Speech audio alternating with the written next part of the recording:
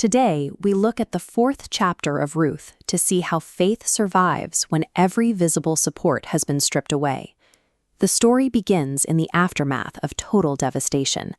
Naomi, living in the foreign land of Moab, suddenly loses her husband, followed shortly by the tragic premature deaths of her two young sons. When compounding tragedies strike with this intensity, the common response is profound bitterness. Most people would find it impossible to maintain their belief in a benevolent God. Naomi remains exceptional. Despite the weight of her grief and the loss of her family's future, she maintains an unwavering reverence for the Lord.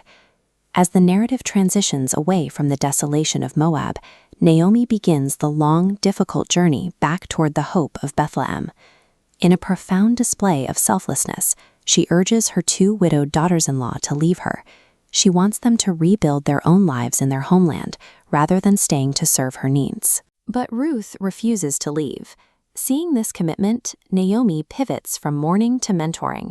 She begins teaching her daughter-in-law the ways of God and pointing out the subtle signs of His ongoing provision. This illustrates the strength of resilient faith. It finds expression through active care for the well-being of others, even when we ourselves are experiencing a season of total emptiness.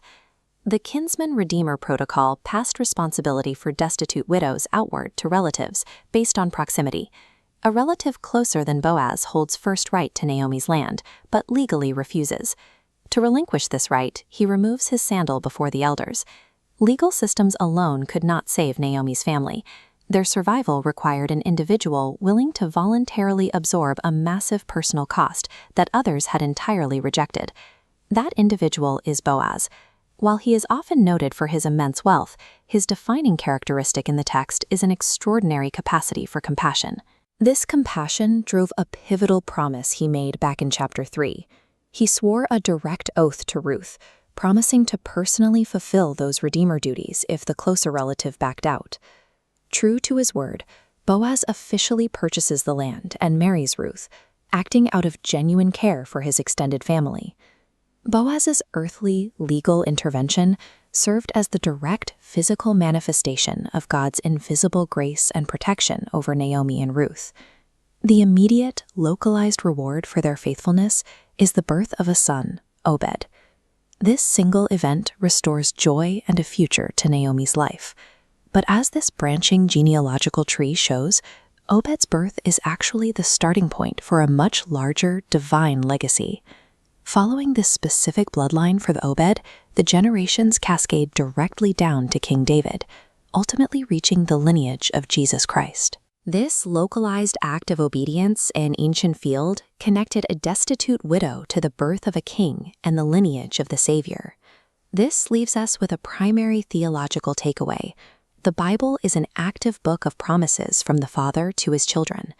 There is a sharp contrast between the gritty, persistent faith of Naomi and Boaz and a pervasive modern mindset.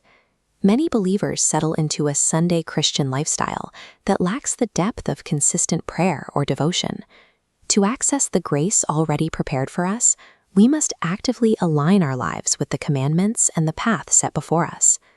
We must urge one another to build robust, spiritually active lives, encouraging members of our community to grow strong in their walk with the Lord.